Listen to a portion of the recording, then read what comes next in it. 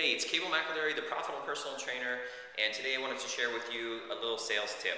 So I'm sure by now you've heard about the magic of EFT or direct debit or automatic payments. Certainly all of your clients should be on an automatic payment format, and one of the biggest questions I often get from fitness professionals about EFT is how do I get my existing clients to embrace it, or how do I begin selling people in that direction?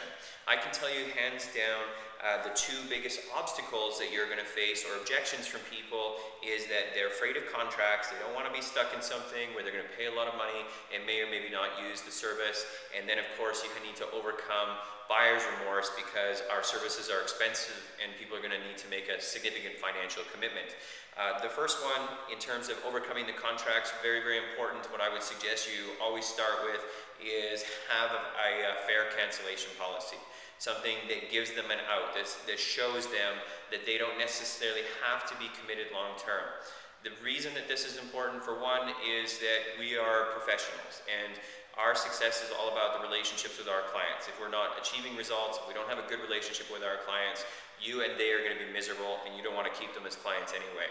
So by giving them an out, you'll actually sell more training as a result because you're overcoming that gigantic objection of, my God, I'm stuck in a contract.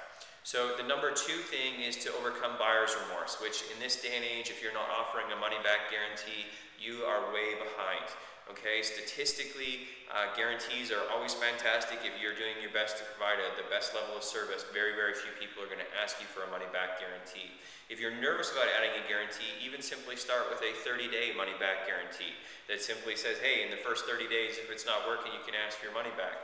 The truth is, even if you're brand new starting today and you only have one client and it's your only source of income, they're never going to ask for their money back for the simple reason that I know you're going to be super committed to do everything you can, including standing on your head, to make them happy.